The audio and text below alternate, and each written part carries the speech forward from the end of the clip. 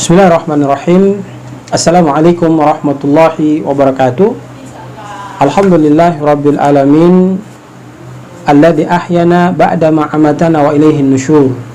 Asyhadu an la ilaha illallah wahdahu la syarikalah wa asyhadu anna Muhammadan abduhu wa rasuluhu la nabiyya ba'da.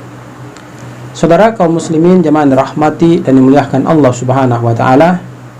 Segala puji bagi Allah, Rabb sekalian alam, yang telah memberikan kehidupan kepada kita di kesempatan yang sangat berbahagia ini. Semoga dalam kehidupan ini Allah memberikan kekuatan kepada kita untuk taat ibadah kepada Allah, dan kekuatan itu dapat kita gunakan untuk menjauhkan diri kita dari bermaksiat kepada Allah Subhanahu wa taala. Salawat dan salam semoga senantiasa tercurah, terlimpahkan kepada junjungan kita Rasulullah Muhammad sallallahu alaihi wasallam, yang seharusnya, sepantasnya kita jadikan sebagai contoh dalam melakukan aktivitas kehidupan kita, baik yang kita lakukan secara bersosialisasi terkait dengan masalah ekonomi, masalah kehidupan kita, masalah sosial, yang mestinya kita merujuk kepada apa yang sudah dicontohkan oleh Rasul sallallahu alaihi wasallam, agar kita mendapatkan keridhaan dan rahmat dari Allah Subhanahu wa taala. Karena apa? Mengikuti sepak terjang contoh yang telah dibawa oleh baginda Rasulullah Muhammad sallallahu alaihi wasallam, manusia mulia yang harus kita ikuti semua yang Rasul sallallahu alaihi wasallam contohkan dalam kehidupannya.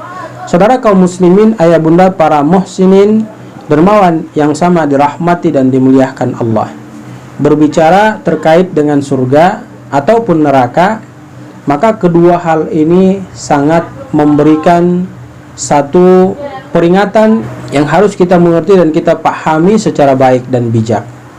Kenapa? Karena surga dan neraka adalah merupakan sebuah tempat di mana ketiga kita nanti meninggalkan dunia ini pasti akan bertemu dengan kedua tempat tersebut. Kelak di akhirat, hadirin dirahmati dan dimuliakan Allah, ada sebagian manusia yang mereka diposisikan di sebelah kanan untuk mendapatkan kebaikan dari Allah Subhanahu wa taala, yaitu orang-orang demikian akan dimasukkan ke dalam surganya Allah Subhanahu wa taala. Kemudian ada juga di antara mereka ada yang berdiri di posisi sebelah kiri, dan yang kelompok sebelah kiri ini pasti akan mendapatkan kerugian. Kenapa? Karena mereka dilempar, ditendang, diseret masuk ke dalam nerakanya Allah Subhanahu wa taala. Kami mau menyampaikan kepada kita semua bahwa dalam satu riwayat dari Imam Tirmizi itu menyampaikan dari Anas radhiyallahu anhu, dia berkata bahwasanya Nabi sallallahu alaihi wasallam bersabda, "Man sa'alallahul jannah thalatha marrat." Barang siapa yang dia itu, kata Rasul sallallahu alaihi wasallam, memohon surga kepada Allah untuk dimasukkan dirinya ke dalam surga sebanyak 3 kali dalam doanya kepada Allah Subhanahu wa taala, qalatil jannah, maka berkatalah jannah. Maksudnya surga pun nanti akan mendoakan dirinya dengan kalimat Allahumma adkhilhul jannah, ya Allah, masukkan hamba yang meminta kepadamu untuk masuk ke dalam surga sebanyak 3 kali. Maka aku berdoa kepadamu, masukkanlah dia ke dalam surgamu. Kemudian wa man istajara minan nari thalatha marrat, kita meminta kepada Allah agar dijauhkan daripada nerakanya Allah Subhanahu wa taala sebanyak 3 kali. Qalatin nar, maka neraka itu akan berdoa kepada Allah dengan mengatakan Allahumma ajirhu minan nar, ya Allah, jauhkan hamba-hambamu yang setiap saat dia berdoa kepadamu dengan kalimat ya Allah, jauhkan diri hamba dari api neraka sebanyak 3 kali. Saudara yang dirahmati dan dimuliakan Allah Subhanahu wa taala, Kita ambil pelajaran dari hadis Tirmidzi ini bahwasanya memberikan pengertian kepada kita doa yang harus kita panjatkan kepada Allah agar kita bisa mendapatkan surga, yaitu harus meminta agar Allah memasukkan kita ke dalam surga itu diulang-ulang sebanyak 3 kali. Maka konsep demikian akan mengundang doanya surga kepada Allah agar Allah memasukkan kita ke dalam surga tersebut.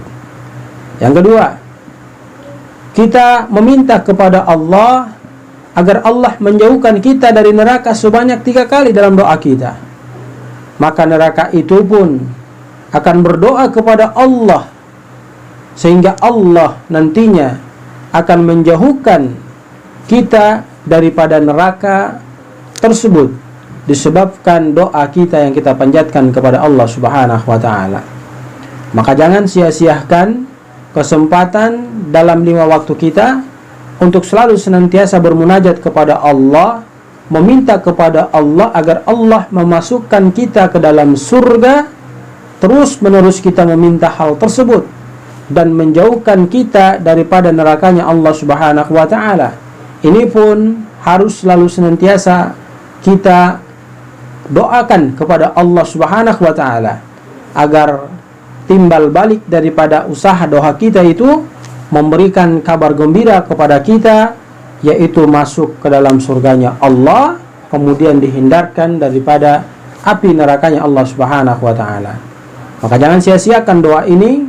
Mari kita mulai bermunajat dari waktu yang akan kita lakukan ibadah untuk meminta kepada Allah terhadap penjelasan yang sudah kita dengarkan secara jelas di atas. Saudara yang dirahmati dan dimuliakan Allah Subhanahu wa taala, terakhir jangan kita hanya sekedar mendengar nasihat ini, tapi mari kita coba mengaplikasikan apa yang kita dapatkan. Ilmu yang kita cari, yang kita dengarkan ini memberikan sebuah kekuatan kepada diri kita untuk kita selalu senantiasa berdoa kepada Allah terhadap permintaan dari penjelasan-penjelasan yang kita sudah dengarkan secara seksama.